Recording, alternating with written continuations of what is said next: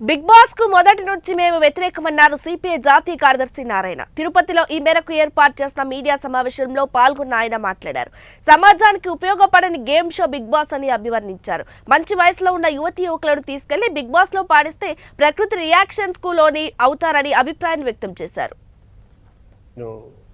ఇది అశ్లీలంతో కూడుకున్నది, అసాంఘికతో కూడుకున్నది, సమాజానికి ఏమి మేలు చేయకపోగా సమాజానికి చెడు అందించేటువంటి ఒక నేర్చపు సాంస్కృతిక కార్యక్రమం అని పదే చెప్తా ఉన్నాం. దానిపై నాపైన విమర్శలు వచ్చాయి. కానీ నేను చెప్పేది ఒకటే, ఆ బిగ్ బాస్లో ఉన్న నీతి ఏంటని, ఆ నీతి సమాజానికి ఏమైనా ఉపయోగపడుతుందా?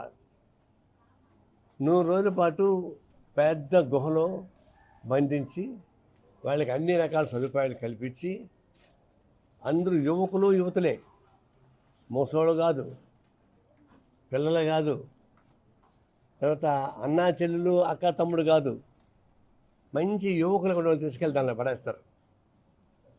వాళ్ళకి అన్ని రకాల సౌకర్యాలు కల్పిస్తారు. మరి యువకులు అన్ని రకాల సౌకర్యాలు కల్పించారు, గుహలో పడేసి ఊరుకుంటారా? వాళ్ళకుండే సహజమైనటువంటి ప్రకృతి రియాక్షన్స్ ఉండవా? ఏం తప్పులు చేయరా? కొంత తప్పులే చేయరు అనుకుందాం. కానీ 100 రోజుల పాటు యువత ఒక గృహలో ఏం చేస్తున్నారని అనేటువంటి చర్చ రాదా? నేను ఎగ్జాంపుల్ చెప్పాను. ఇప్పుడు ఈ బైరాగపట్టి ఉంది, ఈ హాల్ ఉంది, ఇప్పుడు 8 మంది ఆడవాళ్ళ అమ్మాయిలు తీసుకెళ్ళి లోపల పెట్టి తాళం వేసి పెడితే మరి కమ్యూనిస్ట్ పార్టీ ఆఫీసు, స్వచ్ఛంద ఆఫీసు చాలా మంచి ఆఫీసు, మేము ఎంత చెప్పినా బయట ఏమనుకుంటారు?